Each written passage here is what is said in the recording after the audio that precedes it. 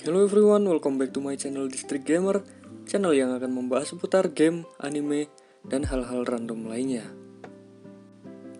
Dan kali ini kalian berada di acara District Anime, acara yang akan membahas seputar anime, manga, dan lain-lain. Setelah gue menghilang selama 2 bulan, kini gue balik dengan konten anime. Dan di konten kali ini, gue bakal bahas seputar Dr. Stone ya. Chapter terbaru dari manga Dr. Stone kali ini cukup mengejutkan bagi para penggemarnya, terutama dari negeri kita. Siapa sangka kalau negara terakhir yang dikunjungi oleh Senku dan kawan-kawan adalah Indonesia. Negara satu ini akan direncanakan Senku sebagai kota produksi karet untuk proyeknya. Seperti apa pembahasannya? Simak sampai akhir. 1. Kelompok Senku tiba di Indonesia. Setelah berhasil membangun berbagai pusat sumber daya di berbagai negara, akhirnya Senku menargetkan suatu negara terakhir demi bahan baku yang ia butuhkan, yaitu karet. Buat yang mengikuti manga Dr. Stone dari awal proyek besar Senku, mungkin sudah menduga-duga bahwa Indonesia akan menjadi negara tujuan, karena dilabel sebagai penghasil karet terbesar. Spekulasi ini benar-benar menjadi kenyataan, karena Ryushi sendiri yang menegaskannya. Jika dilihat dari peta yang ditampakkan di manganya, kemungkinan tim Senku berlabuh dari sebelah tenggara Kalimantan. Setibanya di sana, mereka langsung menyadap pohon karet yang tumbuh subur di situ.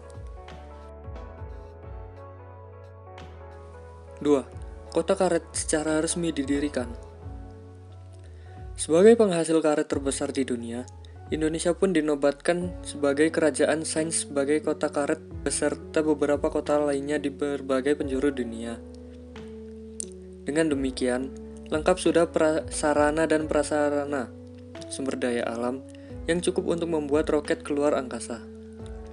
Buat yang belum sempat mengikuti manga Dr. Stone, kerajaan sains ini memiliki proyek besar untuk mendirikan berbagai kota yang mendukung sumber daya alam yang mampu merealisasikan misi keluar angkasa. Namun, rencana itu sempat vakum selama beberapa tahun. Hal itu diakibatkan insiden bentrokan dengan geng yang dipimpin oleh Stanley, yang memaksa Senku menyalankan Medusa dan membatukan seluruh dunia untuk sekali lagi. Setelah berhasil bangkit dari pembatuan, para anggota kerajaan ilmiah kembali bergerak untuk membuat pusat penghasil sumber daya seperti kota Jaung di Amerika, kota aluminium di Australia, dan juga terakhir kota karet di Indonesia.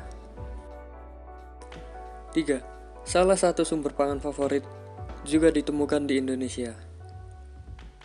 Sebelum kembali, beberapa anggota tim Senku mulai membahas hal apa yang cocok dijadikan sebagai oleh-oleh untuk orang-orang kerajaan sains di Jepang. Dan akhirnya, semua sepakat bahwa kuliner lokal adalah souvenir yang pas untuk dibawa pulang nanti. Beruntungnya, kelompok Senku menemukan sumber pangan yang familiar bagi orang Jepang, yaitu beras. Tanpa basa-basi, tim Senku langsung membuat lahan sawah dan memproduksi alat baja serta pupuk. Setelah panen, Francois pun membuat onigiri yang menjadi makanan favorit para kru, terutama Ukyo, yang menangis karena bisa memakan sajian tersebut setelah ribuan tahun berlalu. 4. Dan tim Senku akhirnya kembali ke Jepang. Setelah berhasil menyelesaikan pendirian kota sumber daya, tim Senku langsung kembali bergerak untuk kembali pulang ke Jepang. Butuh waktu sekitar 2 hari perjalanan, dan perjalanan mereka pun berjalan lancar. Namun, hal yang pasti adalah mereka tidak bisa berleha-leha lagi, karena harus menyelesaikan juga pembuatan roket untuk menuju ke lokasi Waimen. Masalahnya, chapter sebelumnya, Senku sempat menyatakan bahwa ini adalah misi satu arah, sehingga para personil yang ikut tak akan bisa kembali lagi. Oleh karena itu, Chrome dan Senku mati-matian belajar di bawah bimbingan Sai. adik dari Ryushi, sekaligus orang matematikawan demi membuat roket ulang-alik. Dan itulah pembahasan chapter dari Dr. Stone yang menyoroti Indonesia sebagai faktor utama dalam cerita. Bagaimana kesan kalian? Silahkan tuliskan di kolom komentar. Di sini sorry ya karena gue nggak baca manganya Dr. Stone jadi agak gimana gitu. Dan oke lah, thanks for watching. Jangan lupa subscribe dan share ke teman-teman kalian supaya gue semakin semangat bikin konten lagi. Dan sampai jumpa di konten berikutnya. Bye bye.